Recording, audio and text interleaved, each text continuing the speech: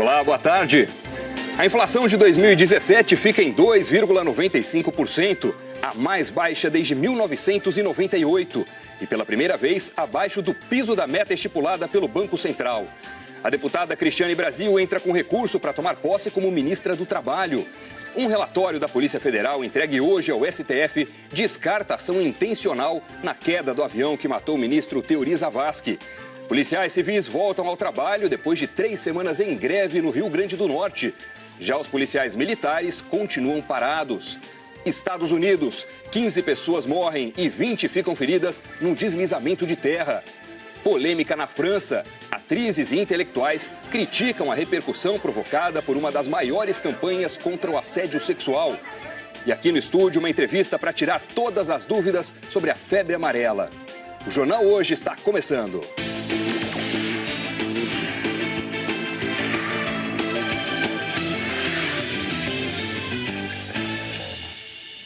A polícia de São Paulo está investigando as causas de um acidente grave ontem à noite. Era o fim de uma viagem de lazer de 2 famílias. A reportagem é do Filipe Mancuso. O carro das vítimas ficou assim. Impossível imaginar o impacto que as 2 famílias sentiram no momento do acidente. Na frente estavam os 2 homens. Atrás, as mulheres com 4 crianças. No quilômetro 29 da rodovia dos Imigrantes, o carro foi atingido por outro na traseira. Segundo testemunhas, o veículo que provocou o acidente estava bem acima da velocidade permitida no trecho, de 120 km por hora. Eu estava mais ou menos a 110, 120 por hora. Ela passou muito rápido pela gente. Os estilhaços pegou no nosso carro e ela passou cortando da esquerda e veio direto para o mato. Quando a gente olhou no retrovisor já vinha a EcoSport, já girando e parou aqui no mato também pegando fogo. Os motoristas foram parando para ajudar. Foram usados 10 extintores para apagar as chamas. As crianças com idades de 1 a 5 anos foram socorridas e estão fora de perigo. Os pais delas, Wesley Gomes Bispo e André Gonçalves, que dirigiu o carro, foram internados. Já as 2 mulheres, Juliana Gamarra e Vitória Furlaneto, morreram. A polícia investiga agora o que provocou o acidente. A hipótese mais provável é que o motorista desse carro, que atingiu o veículo onde estavam as vítimas, estava disputando uma corrida com o motorista de um outro carro de luxo, já que testemunhas viram 2 carros correndo muito na estrada pouco antes do acidente. O empresário André Veloso Micheletti, de 50 anos, foi preso. Ele vai responder por homicídio doloso, porque assumiu o risco do acidente. Tanto ele quanto o motorista do carro onde a família viajava estavam com as habilitações cassadas. Em depoimento, hoje cedo, o empresário disse que estava na velocidade permitida e que foi o outro carro que entrou de repente na frente dele. Wesley saiu do hospital hoje de manhã e contou que a viagem foi planejada para que as crianças conhecessem o mar e também para comemorar. Hoje a gente já está fazendo 3 anos de casado. Eu falei, bom, a gente vai, comemora e volta e comemora aqui em cima também. E aconteceu isso. Em São Paulo, uma mulher sobreviveu depois de ser empurrada para baixo dos vagões do metrô. As cenas foram gravadas pelo circuito interno da estação. A mulher foi empurrada por um homem no momento em que o trem chegava na plataforma da estação Conceição, na zona sul da capital. Ela caiu no vão dos trilhos e teve apenas ferimentos leves. O homem foi detido pelos seguranças e preso em flagrante. Segundo o boletim de ocorrência, ele disse ter ouvido vozes antes de empurrar a mulher. 15 pessoas morreram em enchentes e deslizamentos na região de Santa Bárbara, na Califórnia. Há mais de 20 feridos. A gente fala sobre isso com o correspondente Tiago Eltz, ele que está em Nova York, acompanhando a situação. Oi, Tiago, boa tarde. Qual é o momento lá? O que é que está acontecendo agora?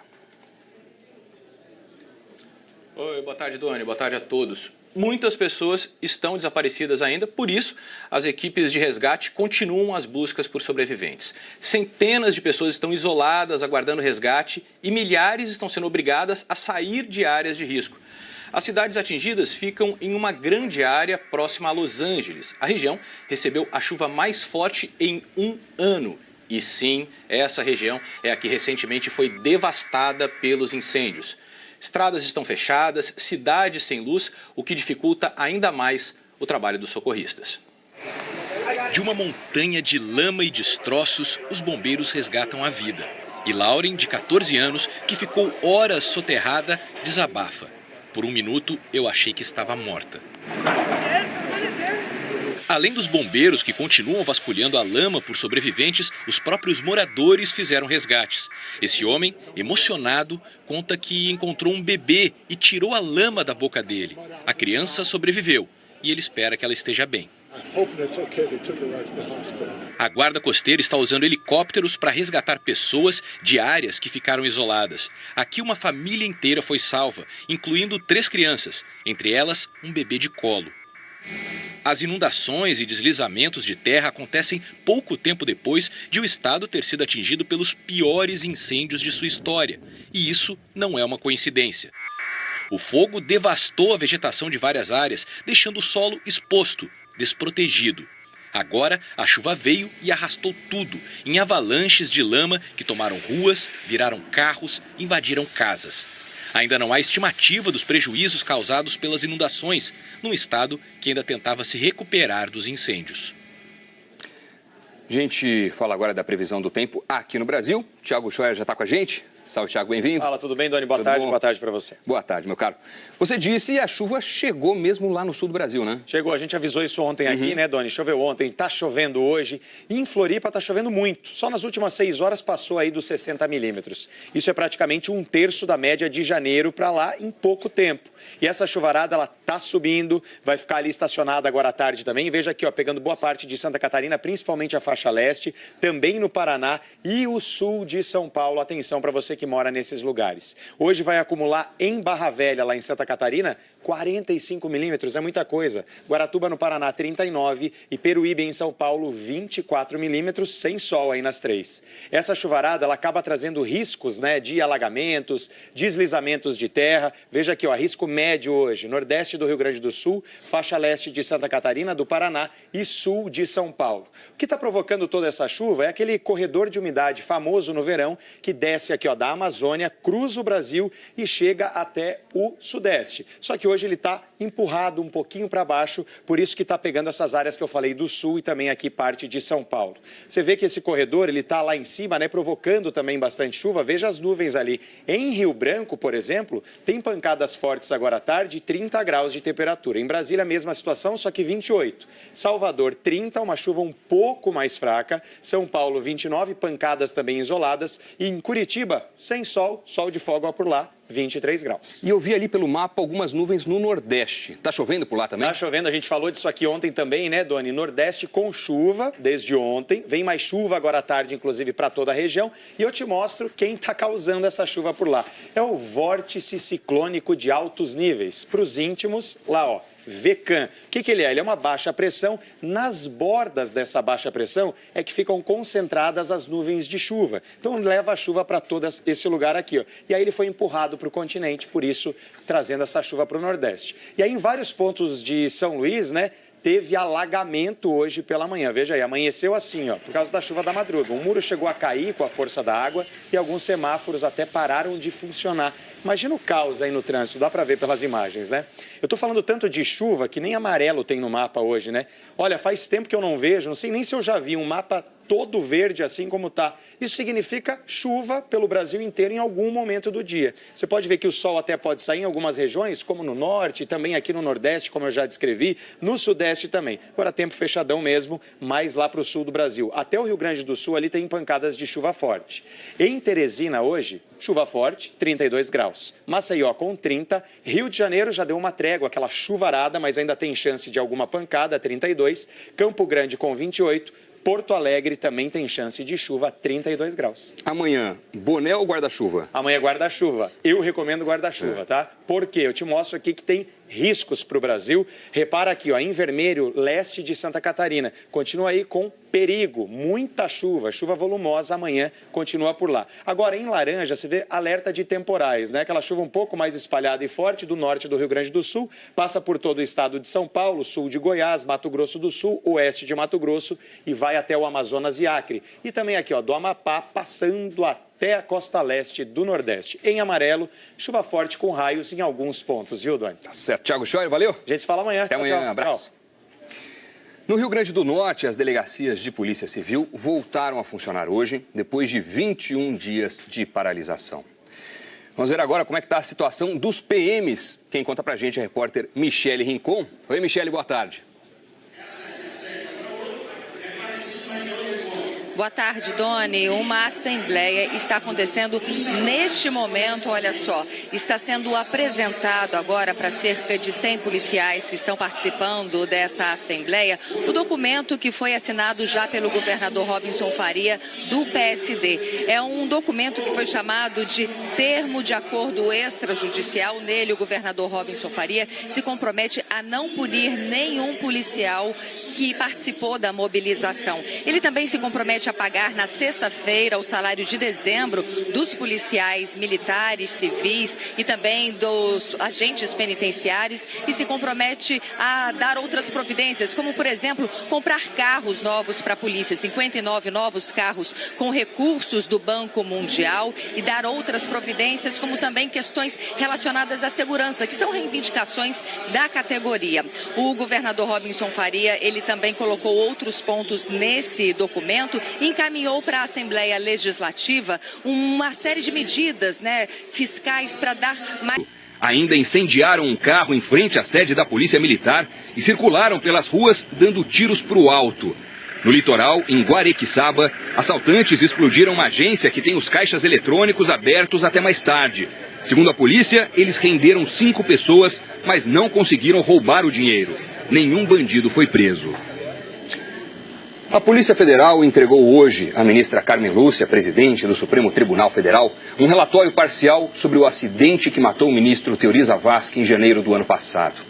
Ao vivo de Brasília, a repórter Gioconda Brasil traz os detalhes para a gente. Oi, Gioconda, boa tarde.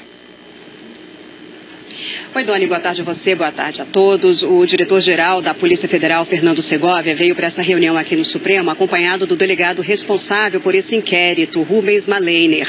O delegado informou que a principal linha de investigação do acidente que matou o ministro Teori Zavascki é falha humana. Ele disse que o inquérito já está na fase final, em fase de conclusão, falta apenas algumas perícias, mas que até o momento a investigação descarta que um ato intencional tenha provocado a queda do avião.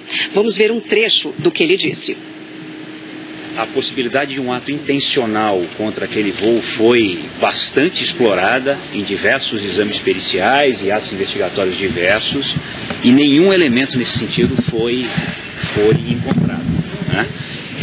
Pelo contrário, os elementos que atingimos até agora todos conduzem a um desfecho não intencional e trágico, infelizmente, naquele voo.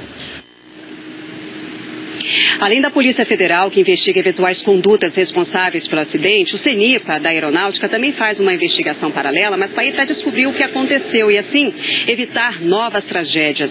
O acidente que matou o ministro Teori Zavascki ocorreu no dia 19 de janeiro do ano passado. O bimotor decolou do Campo de Marte, em São Paulo. Quando sobrevoava Paraty, no Rio de Janeiro, enfrentava chuva forte. A visibilidade era muito ruim. Na primeira vez que se aproximou da pista, o piloto não conseguiu pousar e arremeteu. Quando ele se preparava para uma nova tentativa, o avião bateu na água. Além do ministro Teori Zavascki, morreram no acidente o dono do avião, o empresário Carlos Alberto Filgueiras, a massoterapeuta Maíra Lidiane Panas, a mãe dela, Maria Hilda, e o piloto Osmar Rodrigues. Teori Zavascki era o relator da Lava Jato no Supremo Tribunal Federal e estava prestes a homologar as delações dos executivos da Odebrecht. 11 dias depois da morte de Teori, a ministra Carmen Lúcia, presidente do Supremo, homologou as delações, permitindo a continuidade das investigações. Na reunião, Fernando Segovia também informou a ministra Carmen Lúcia que a Polícia Federal pretende concluir em, no máximo, 8 meses os inquéritos que estão relacionados ao Supremo Tribunal Federal. Segundo Segovia, são cerca de 200, a metade deles está relacionada à Lava Jato. Para cumprir essa meta, Fernando Segovia afirmou que a equipe foi reforçada. O número de delegados aumentou de 9 para 17. Se esse prazo realmente for cumprido, as investigações da Polícia Federal sobre a Lava Jato vão ser apresentadas muito próximo das eleições de outubro. Mas, segundo Fernando Segovia, esse fato não interfere o ritmo dos trabalhos. Doni. Obrigado, Gioconda. A deputada Cristiane Brasil, do PTB do Rio, entrou com um recurso no Tribunal Regional Federal da 2ª Região contra a decisão que impediu a posse dela no cargo de ministra do Trabalho. Ontem, depois de mais uma derrota nesse caso, o governo disse que ia recorrer ao Supremo Tribunal Federal. Mas acabou voltando atrás, Andréa Sadi. Boa tarde para você. Oi, Doni, boa tarde para você, boa tarde a todos. Olha, resolveu adiar essa decisão de ir ou não ao Supremo. Quer esgotar antes todas as possibilidades de recursos lá no Tribunal Regional Federal da 2ª Região. Ontem mesmo, a Advocacia Geral da União, que é o governo, entrou com um recurso lá para derrubar a suspensão da posse da Cristiane Brasil. Hoje, a deputada também entrou por conta própria com um recurso lá no tribunal.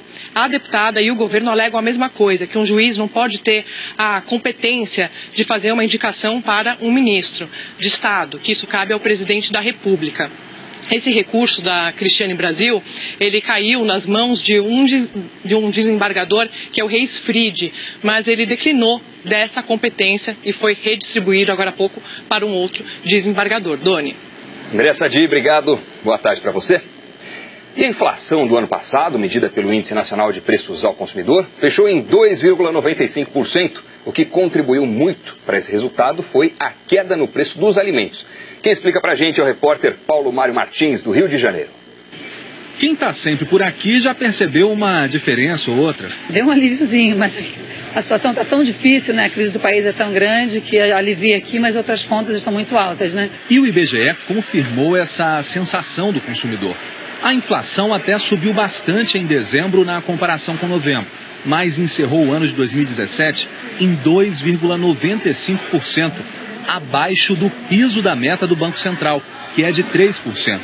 É a primeira vez que isso acontece desde que foi criado o sistema de metas de inflação em 1998. O resultado é o menor dos últimos 18 anos. Para você ter uma ideia, em 2016, o índice ficou em 6,29%.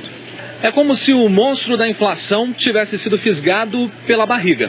A principal baixa dos preços veio daqui, dos alimentos. Foram eles que ajudaram a mandar o índice lá para baixo. Graças ao clima em 2017, que deu uma mãozinha para o setor agrícola produzir mais. Quando o volume de chuvas é satisfatório, né, e elas vêm com regularidade, né, elas acabam contribuindo muito para o aumento da produção agrícola. E essa oferta maior de grãos ajudou a conter o avanço dos preços e até devolver aumentos que a gente havia acumulado em anos de seca, né, que foi aquele período de 2015 e 2016. Em 2017 houve espaço para esses preços fazerem o caminho contrário, né, perderem aquela gordura acumulada naquele período de pouca chuva. Mas com o desemprego em alta e a renda achatada, qual é a diferença que essa inflação menor faz na vida do brasileiro, hein? O desafio dele botar comida em casa ficou um pouquinho menor, né?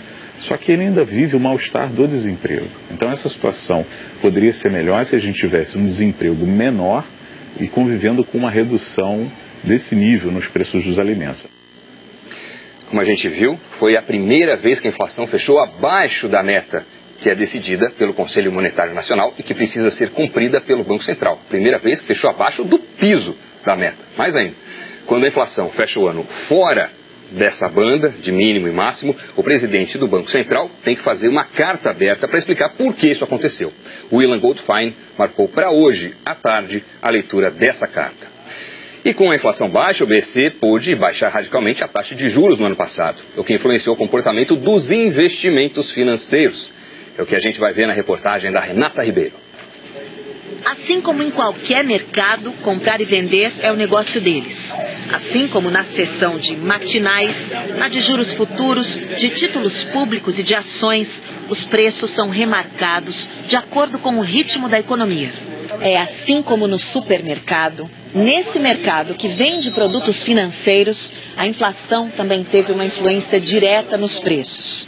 O Banco Central, com a queda da inflação, teve espaço para baixar a taxa básica de juros.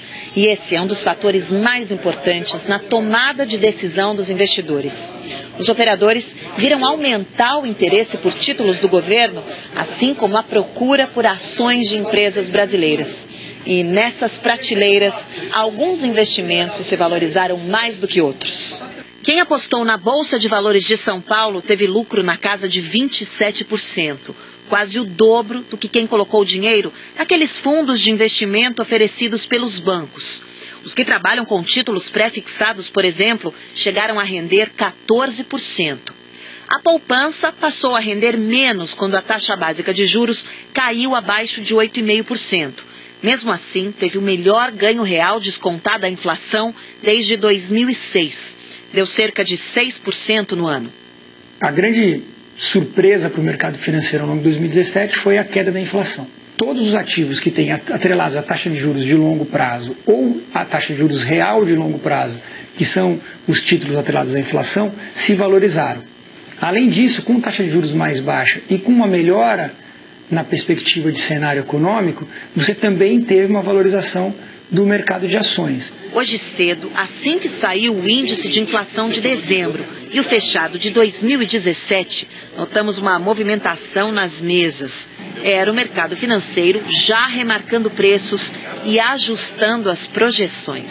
2018 a gente entra naquele ano onde os economistas ficam um pouco mais receosos porque os ativos não vão variar segundo as lógicas econômicas, e sim segundo as lógicas da política. E é muito mais difícil você prever o que acontece no cenário político do que no cenário econômico. O Banco Mundial está mais otimista com a economia global. O relatório de junho tinha o título Uma recuperação frágil. O de agora, uma retomada ampla, embora com a pergunta, até quando? Fato é que a entidade melhorou a previsão de crescimento para vários países em 2018. E com isso, a nova estimativa para o PIB global, por exemplo, ficou em 3,1%. Países avançados, 2,2%, e países em desenvolvimento, 4,5%. No caso do Brasil, que como os outros emergentes devem se beneficiar com o aumento do preço dos produtos básicos que exporta, a previsão subiu de 1,8% para 2% em 2018. Ainda assim, é menor que a projeção dos economistas brasileiros ouvidos pelo Banco Central e que a previsão do próprio Ministério da Fazenda do governo, que está em 3%. E começam a valer hoje as novas regras para os motoristas de aplicativo de São Paulo. Uma mudança que mexe com a vida de milhares de trabalhadores e de usuários também. A reportagem é da Graziela Azevedo. O traje social exigido, o Carlos já veste, mas como acontece com cerca de 15% dos motoristas do aplicativo, a placa do carro dele é de fora. E pelas novas regras, o carro precisa ser de São Paulo. O Carlos aluga o carro para trabalhar. Prejuízo. Bastante, né? Não só para mim, como para vários motoristas, né? Que também tem carros alugados, né? Esse outro motorista de aplicativo está com quase tudo certo. Sabe que terá que arcar com os custos, mas ainda não tem ideia de como, quando e onde fará os cursos de vistoria exigidos. A prefeitura deixou isso a cargo dos aplicativos, que deverão contratar as empresas que prestarão esse serviço. Fica esse impasse, atrapalha, vai onerando a gente.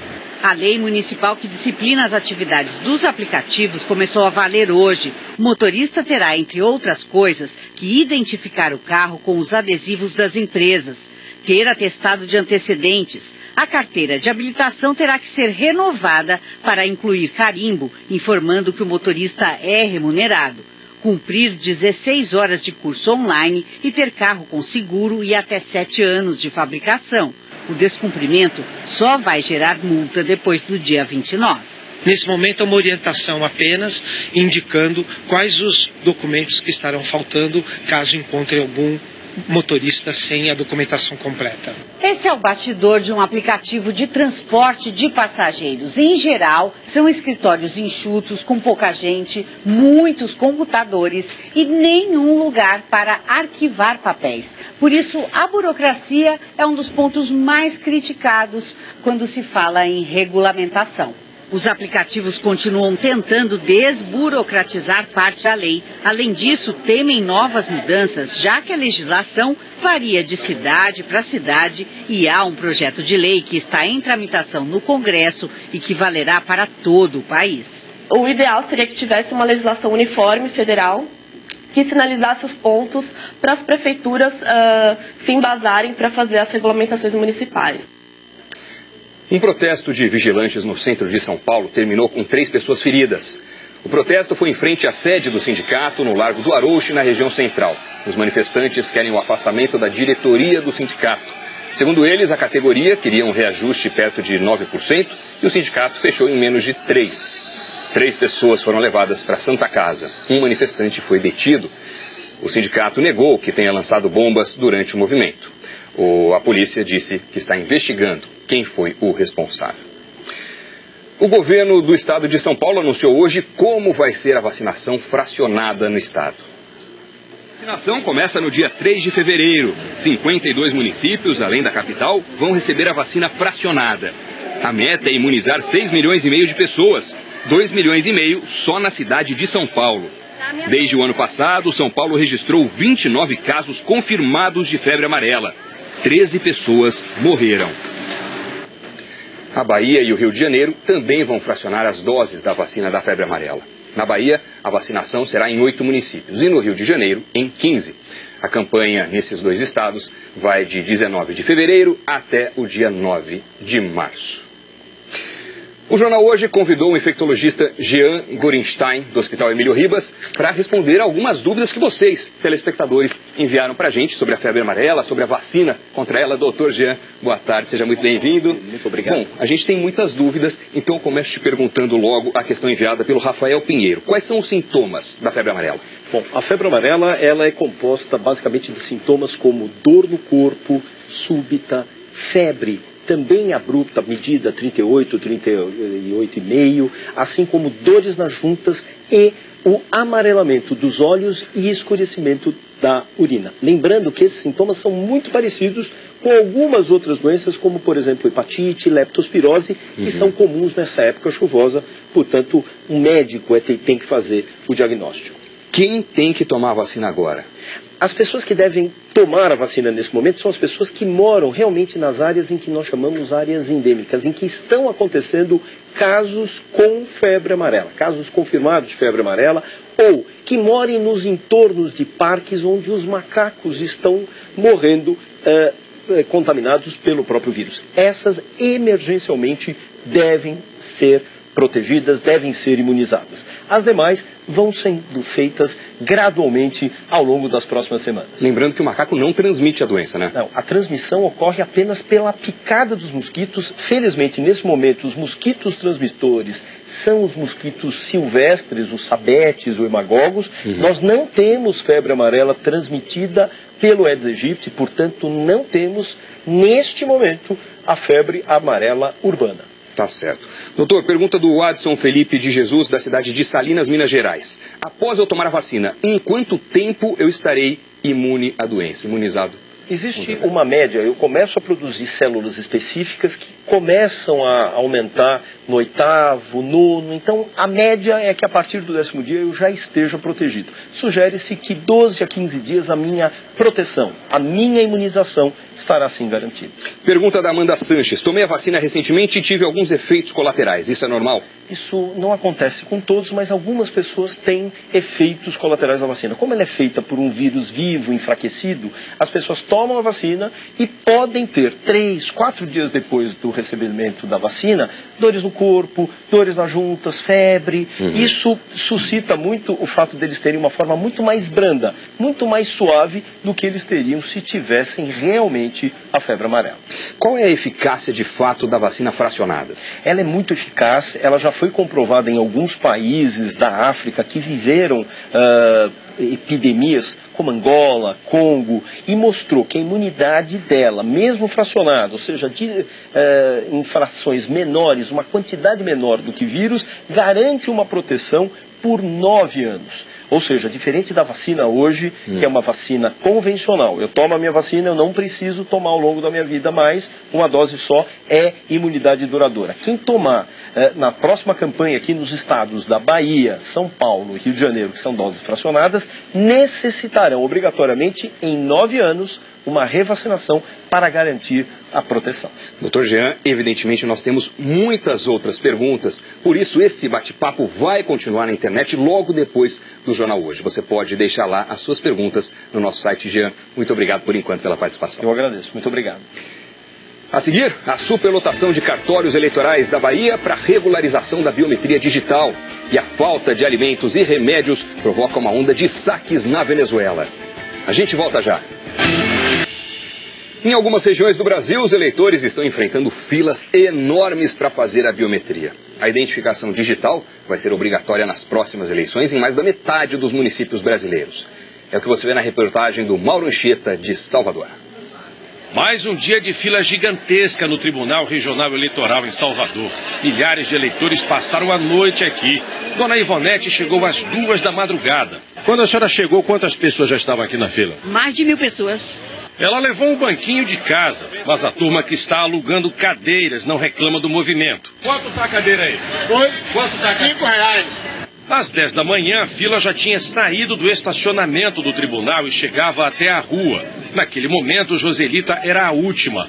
Chegou preparada para passar o dia inteiro no TRE. O cadastramento em si leva apenas 15 minutos. O que demora é a fila. A fila está lá embaixo. Olha a situação que nós vivemos. Mais gente chegando com criança de colo que esse povo sai daqui. Dos 2 milhões de eleitores de Salvador, 800 mil ainda não vieram aos postos para fazer o cadastramento biométrico. No interior do estado, outras 800 mil pessoas ainda precisam ficar em dia com a Justiça Eleitoral. Aqui na Bahia, o prazo termina no dia 31 deste mês. Quem não se cadastrar vai ter o título cancelado. A gente vai abrir agora os domingos a partir do dia 21 de janeiro. Então, 21 de janeiro e 28 nós vamos funcionar, além dos sábados que já estamos funcionando. A biometria já foi concluída e será obrigatória em 5 estados e no Distrito Federal. No restante, a impressão digital na hora de votar será obrigatória em 2.800 cidades dos demais estados. Em Mato Grosso, o prazo se encerra no dia 5 de fevereiro. Em Cuiabá, dos 414 mil eleitores, pouco mais de 148 mil já fizeram a biometria, o que representa 35%. O Eduardo madrugou na fila do Tribunal Regional Eleitoral. Foi o primeiro a chegar, às 13h30. Quem anda cedo, pega o primeiro lugar, né? Na nossa página na internet você encontra informações sobre o prazo final para fazer o cadastramento biométrico em cada estado. E também onde o cadastramento é obrigatório. Pelo segundo dia seguido, houve protestos e saques em Ciudad Guayana, no sul da Venezuela. Pelo menos 5 lojas foram saqueadas. 20 pessoas foram presas. Manifestantes fecharam 3 estradas para protestar contra a falta de alimentos e de medicamentos para malária. A região enfrenta um surto da doença. Em Caracas, policiais controlam as longas filas que se formaram depois que o governo venezuelano obrigou os supermercados a baixar os preços. A inflação na Venezuela fechou o ano passado em 2.616%, segundo dados da Assembleia Nacional. O brasileiro Jonathan Diniz, que distribuía alimentos a crianças na Venezuela e acabou preso no fim do ano passado, contou numa rede social pelo que passou. Disse que foi abordado por um homem armado que falou que trabalhava para a polícia, mas estava à paisana. Jonathan foi levado para a sede do SEBIN, o Serviço da Inteligência Bolivariana. Ele conta que o mandaram ficar nu na frente dos outros presos e que dos 11 dias na prisão recebeu comida somente em 2 ou 3 deles. Jonathan disse que enquanto esteve preso não pôde receber visita nem fazer telefonemas. Ele foi libertado no último fim de semana com a intermediação do Itamaraty. O presidente da Coreia do Sul, Moon Jae-in, disse hoje que o presidente americano Donald Trump merece um grande crédito pelo primeiro encontro entre as duas Coreias em mais de 2 anos. Vamos conversar sobre isso com o nosso correspondente na Ásia, o Márcio Gomes. Márcio, boa noite para você em Tóquio. Qual foi o mérito do Donald Trump, a participação dele nesse encontro de fato histórico? Oi, Doni, boa tarde para você, boa tarde a todos os amigos do Brasil. Pelo que diz o presidente sul-coreano, teria sido a pressão feita pelos Estados Unidos sobre o regime de Pyongyang e as sanções econômicas que levaram as Coreias a retomarem o diálogo depois de 2 anos. Moon Jae-in era só sorrisos hoje, um dia depois do encontro, quando se conseguiu fechar a participação dos norte-coreanos na Olimpíada de Inverno, que começa dia 9 de fevereiro. Numa concorrida entrevista coletiva, o presidente da Coreia do Sul deixou bem claro seus próximos objetivos. Nunca vamos desistir da desnuclearização da Península Coreana, se referindo aos programas militares da Coreia do Norte. Sobre novos encontros, afirmou que está aberto a outras reuniões e que não pretende aliviar as sanções econômicas impostas ao Norte de forma unilateral. A declaração sobre Donald Trump também serviu para desmentir a ideia de que a Coreia do Norte, quando propôs conversas sem intermediários, poderia ter estremecido a relação entre sul-coreanos e americanos. Moon Jae-in disse que gostaria de demonstrar gratidão a Trump. Doni. Gratidão demonstrada mundo afora, portanto, com essa fala. Valeu, Márcio, obrigado. Você vai ver a seguir a polêmica na França por causa de uma das maiores campanhas contra o assédio sexual a mulheres. A gente volta já.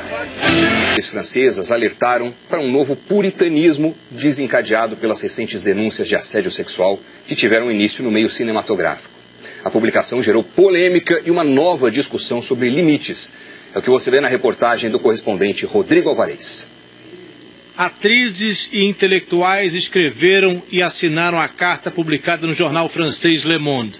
Elas criticaram a repercussão da campanha #MeToo, que foi lançada no ano passado depois das denúncias de assédio contra o produtor de filmes dos Estados Unidos, Harvey Weinstein, e que ganhou força agora com o discurso de Oprah Winfrey no Globo de Ouro. Num dos trechos do manifesto, as mulheres francesas dizem que a campanha desencadeou uma série de denúncias públicas na imprensa e nas redes sociais, acabando com a vida profissional de alguns homens que sequer tiveram chance de se defender e que foram colocados exatamente no mesmo nível de agressores sexuais. A carta aberta das francesas também diz que há uma febre para enviar os porcos ao matadouro, ou seja, para condenar os homens em vez de ajudar as mulheres a ter mais autonomia. E conclui que essa atitude ajuda os inimigos da liberdade sexual, os extremistas religiosos e os reacionários. Uma das mulheres que assina o manifesto é a atriz Catherine Deneuve. Imediatamente o manifesto foi criticado, inclusive aqui na França. Um grupo de outras 30 mulheres divulgou um documento hoje dizendo que defender o direito dos homens de importunar as mulheres é uma forma de banalizar a violência. O Jornal Hoje termina aqui. Você acompanha outras notícias no Jornal Nacional. Muito obrigado pela companhia. Para você, uma boa tarde e até amanhã.